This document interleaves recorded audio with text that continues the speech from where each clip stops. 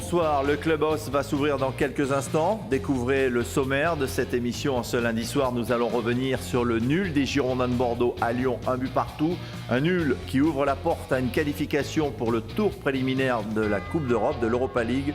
En attendant bien sûr la confirmation, la victoire du PSG face à Auxerre. Nous reviendrons avec Philippe Farjon sur les temps forts de cette Ligue 1. Evian descend, le Paris Saint-Germain est officiellement champion de France. Et puis en fin d'édition, un invité pour évoquer un quart de finale de championnat de France U17 qui se déroulera dimanche après-midi. Bordeaux va recevoir Metz. André Penalva nous parlera de ce rendez-vous. Il voulait laver l'affront du 5-0 subi le 21 décembre dernier face à Lyon à Chabandelmas. Les Bordelais ont tenu parole en faisant match nul, un but partout. Tout avait bien commencé dès la 3e minute avec ce but inscrit par Enzo Crivelli suite au corner d'Henri Cévé récupéré par Nicolas Pallois. Ballon qui revient sur le jeune Bordelais qui trompe Lopez. Premier but chez les pros pour Enzo Crivelli, lui qui vient de signer un contrat de 3 ans. Cet avantage a malheureusement été de courte durée puisque Nabil Fekir a égalisé 6 minutes plus tard. Les deux équipes font match nul, un but partout. Satisfaction du devoir accompli puisque ce point permet aux Bordelais d'écarter les Montpelliérains battus face à Paris. Bordeaux sera sûr de terminer 6e et attendra le résultat de la Coupe de France avec beaucoup d'impatience.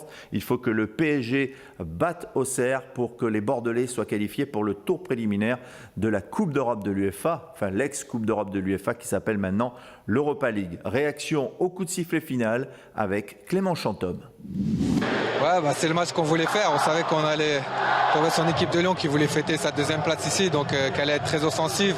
Il fallait faire un match solide. On avait du mal ces derniers temps. Ce soir, on a tous été ensemble. Je pense qu'on a fait un gros match. En plus, on les a mis en difficulté. On aurait pu, je pense, même gagner ce soir. Ça n'aurait pas été volé. Donc ce soir, on est content. En plus, on assure notre 6e place. On espère que Paris fera le travail en Coupe de France pour être européen l'année prochaine. Paris qui, a priori, est champion. J'imagine que ça vous fait aussi quelque chose ? Ouais, je suis très content, c'est mon club de cœur et puis en plus je serai champion du coup comme j'ai joué en début de saison, donc très content et j'espère qu'ils vont faire le triplé parce qu'ils ont une saison difficile. Après la Coupe du Monde ça n'a pas été évident, j'ai vécu avec eux donc je sais ce qu'ils ont enduré, donc j'espère qu'ils vont faire ce triplé et en plus ce sera bon pour nous donc je serai avec eux. Clément Chantôme qui est champion de France puisqu'il a joué une partie de la saison avec le Paris Saint-Germain. On peut le féliciter et qui espère obtenir la qualification européenne avec les Girondins de Bordeaux. À l'issue de la rencontre, tout le monde était satisfait bien sûr de ce résultat. Mais Willy Sagnol, en début de conférence de presse après le match, a mis l'accent lui sur les problèmes d'arbitrage. C'est vrai qu'il y avait un penalty à siffler pour Bordeaux, une main de Rose sur la tête de Pallois, peut-être même aussi sur Diego Roland lorsqu'il est parti dans la surface de réparation accroché par un Lyonnais. Willy Sagnol, pas très content de l'arbitrage.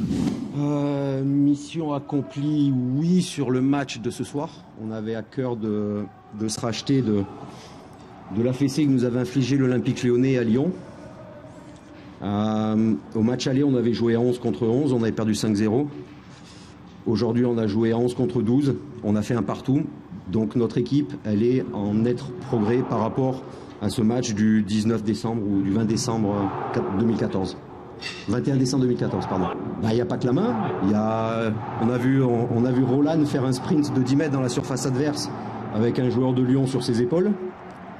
On a quand même vu une main que tout le stade, tout le monde a vu, qui n'a pas été sifflée. Je suppose qu'on aura le droit à un tweet dans les prochaines heures d'une certaine personne qui va dire que l'arbitrage a été encore fantastique ce soir. Je crois qu'aujourd'hui on n'est plus dans les tweets, dans les moyens de pression à mettre aux arbitres. Aujourd'hui les arbitres ont besoin d'être aidés. Et aujourd'hui ce qui s'est passé, c'est pour moi c'est une conséquence de semaines et de semaines et de semaines de pression que certaines personnes mettent sur les arbitres. Nous depuis plusieurs semaines et Dieu seul sait à quel point on a été quand même désavantagé par les décisions dans les dernières semaines. On a quand même atteint l'objectif et on espère tous que l'année prochaine, ce soit les contenus des matchs qui décident des scores et pas le reste. Voilà pour la réaction de Willy Sagnol après cette rencontre face à Lyon.